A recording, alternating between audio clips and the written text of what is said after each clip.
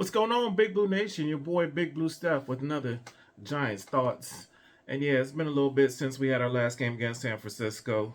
It went pretty much as predicted, as best we could do, considering the circumstances. But just been a lot of backlash, a lot of talk, a lot of this and that, back and forth about what we are as a team, what we aren't as a team.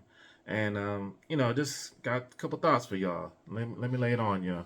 But before we get into that, go ahead and like, subscribe, share this out to a couple other Giants fans, even those other NFC East teams. If they want to bark back, it's all good. I take it all.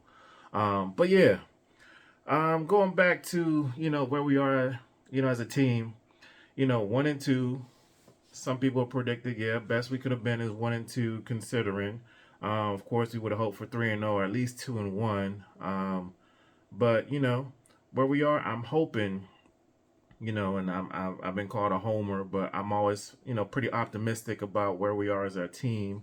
I kind of call myself more of a realist because I see things for what they are, where we are now, where we've been, and where we're going. But at 1-2, I truly believe, I think we've been the worst that we're gonna be as a team this year. I know I did a video a couple weeks back, probably a month now, of why we wouldn't be successful as a team. And it wasn't to be negative, it's just, you know, for the most part, injuries would play a part in our success going forward. That was one of the biggest factors, with all these other little subplots. One of those subplots, of course, between injuries is just, people forget, this is, yes, we were a playoff team last year. And as Dayball always says, last year was last year. We got to focus on today, the now, and to get better for, whatever comes in front of us. And it's going to be adversity. There's going to be changes. There's going to be things that happen. What happens to us?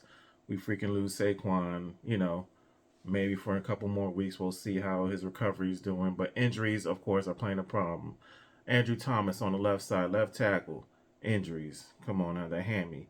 And that dude knew what he was doing, Going forward, we knew, he could be an all-pro tackle, probably top 5 in the left tackle department, in the league going forward for the next, maybe 7 to 10 years. But he knew he had an opportunity to get his money right away. And what he do? He got it right away because he knew he has injury concerns constantly. Every year he's missed games. You're not going to plan on seeing this dude at left tackle for 16 to 17 games a year. He knew that. He said it in his press conference after he got his money. He said, look, I know, I have some concerns. And he put it out there. It's like, look, I'm going to get the money now. Things ain't, for certain. Things ain't promised. And that happened, with Saquon. He had opportunity and, he decided to bet on himself. Okay, we get it. But you're at a place, you're in a market, at a position where you're not going to be getting paid but so much. He should have took the money. Plain and simple. It may have not been what you wanted. You felt disrespected. Are you going to get that money back? Probably not. It's tough to say. And then look what happened. You get injured. Besides the point, I've been rambling. But yeah, there's a bigger issue going on, especially on the defensive side. It probably goes to the offensive side too, but it's continuity. You can say all you want, we're just going to, keep going for where we were at the end of last year. Well, at the end of last year, we got our asses blown out. Plain and simple. Philly took it to us, and we had no answers. All this talk off season about improving the roster, trying to bridge that gap. It doesn't matter about that. I mean, it does matter, but at the end of the day, you got to have continuity. Do you realize we got, 5, 6 new players on defense alone? In a wink system where it's not your typical, hey, you do this and go do it. Yes, he says that, but you also need to be responsible, from what I've heard, what I've researched, that you need to know such and such position, because sometimes they may have you as a D lineman drop back into coverage. Not what you probably want to do, but if that's wing system, you're going to go with it, right? Right. So here you got Bobby Okereke, you got, from the Colts. Tackling machine. It's going to take some time for this dude to adjust, coming to the wing defense, let alone, a regular defense. So expecting too much out of him, good luck. You drafted 2 corners, a first rounder and a 6th rounder. The rookie corners, y'all. Rookie corners. They're gonna have their ups and downs. They're gonna try to figure out how it is to play in the NFL, let alone trying to figure out how to play against these true NFL professionals. You got one who played in the Big Ten, the other one I can't even speak. Trey Hawkins, I can't even tell you which conference it was, but it wasn't one of the big, one Big Ten and one SEC, one ACC, one Pac-10. I forgot. I know the school, but it's just, hey, what can we do? So he's got to adjust to playing upper echelon talent. Okay, what it is, it just is what it is. So expecting too much in the first three games out of that. Keep in mind, you're also adding, you know, new faces all throughout the defense. You got, even if they were in one certain position before, you got Adoree Jackson used to being on the outside. Now he's playing the nickel, not a nickel corner. Our best nickel corner, Darnay Holmes, handsy corner, penalty written corner. I mean, what are you expecting? You got a lot of people either out of position, or if not out of position, then just trying to really adjust to how they're playing this year in the system. So I've said Akarike, Adoree, Trey, and Deontay. Who else we got? Um, I can't even remember right now. Trying to integrate Isaiah Simmons. Yeah, he's a jack of all trades, master of none. He need to master something. I mean, the proof is in the pudding. In Arizona, they tried him everywhere. They never let him really settle in what he wanted to do or how he could be used. Hopefully that's coming. But again, this is 3 games in the season. I'm saying again, most likely this is the worst we'll play defensively. I'm hoping rest of the season. It's just what it is. It is what it is. You can't expect to just carry on for what we did last year, and even at the way our season ended last year. If you want to carry on from that, then yeah, that's what we got the first game in Dallas, and the first half in Arizona. With San Francisco, we put up a good fight, but then again, it's like we're kind of outmanned and really trying to really piece things together. We're seeing some positives. There's a lot of negatives you could always look at, the missed tackles, this and that, not getting enough pressure. Um, hey, injuries again. Ojolari is what he is. You may get him 8 games out of the season. You get 8 sacks, but it's probably only 8 games. What can we do with that? Leonard Williams, Adoree Jackson. What are you thinking? There's a reason why we didn't extend them. We could have created a whole boatload of cap space by extending those 2 individuals. That right there tells me they're going after this season. Either that or they're going to have to do some real restructuring or accept a real low contract, veterans minimum at this point if they want to come back to us. Leo, I think, has seen his best days. Adoree probably got another 1 or 2 good years, but not at his highest level. And even his highest level was never upper echelon to get paid 13, 14 million, whatever it is per season. So going forward, defensively, we could hopefully start to see that, the impact of continuity, starting next Monday night against Seattle. Michael McFadden is showing you something now. It's like, oh, okay. We got somebody who's playing with a little bit more urgency, somebody who wants to really solidify themselves within the NFL, let alone our own defense. Saw his little interview today with the Giants, pressers and all that. You could tell, when Isaiah Simmons came, he did feel a little some type of way, but he knows it's the NFL's competition. No matter where you go, you're going to have competition. But hopefully that competition bring out the best in you, and it looks like it is with him. He's really trying to make a name for himself.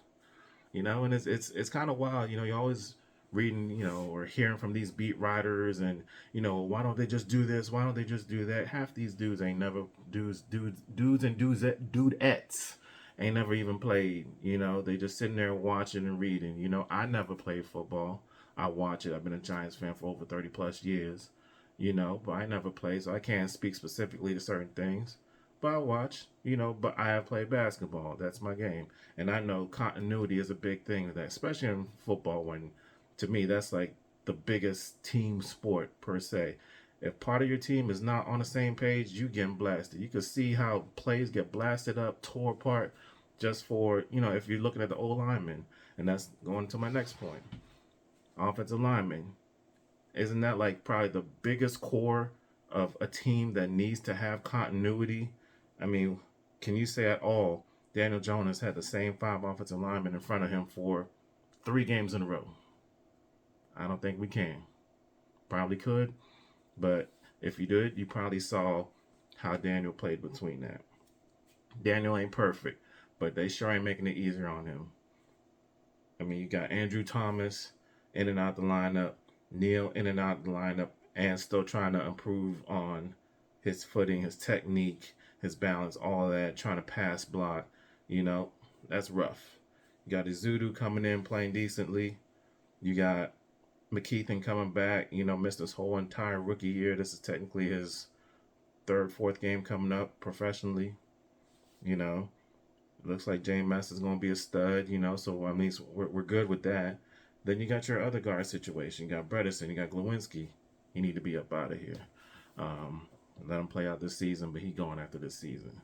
Who else we got? We got Bredesen. He's serviceable. Let him be your sixth offensive lineman, seventh or whatever, if he's rotating through the guards and center. Peart, Peart is who he is at this point. I'm sure he's not coming back next year. Hopefully, we can find or at least draft somebody who's at least capable of doing what he's doing with upside.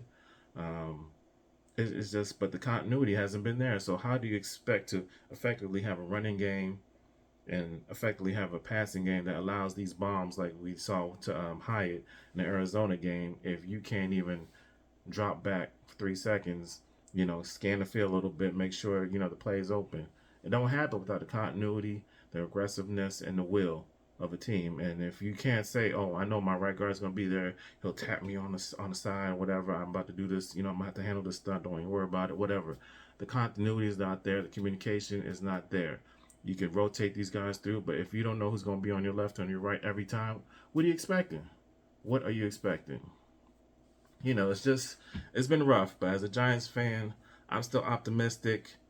I'm not even gonna think playoffs. I'm thinking try to get back in the division. I literally didn't watch almost any game yesterday.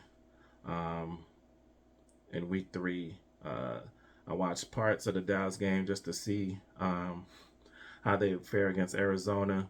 And all those Dallas Cowboy fans who talk smack. I had some people at work talking about, man, we're gonna rest our starters against Arizona. We're gonna put up 50, blah blah blah. What y'all do? Y'all took the L, y'all. Y'all took the L. It is what it is. Y'all didn't bother to take your opponent seriously. Just because y'all saw that y'all beat us 40-0, and then we struggled with them for a half, and then we end up putting 28. Y'all didn't even put up 20 on these fools. So, what that say about y'all, Dallas? Worry about your own stuff. Don't worry about anyone else's house. But let's climb back in this, y'all. I'm still optimistic as a fan. I'm still thinking, this could be a good season. Really want to see the progress. Really want to see us get healthy. Really want to see what we can be as an offense. I mean, we saw a glimpse against Arizona. Arizona was like the biggest glimpse both ways. We had our defense, kind of rocking, shutting things down as much as we can, especially in the second half. They were dialed in. Still didn't get the sacks and pressure, but we're starting to see it little by little.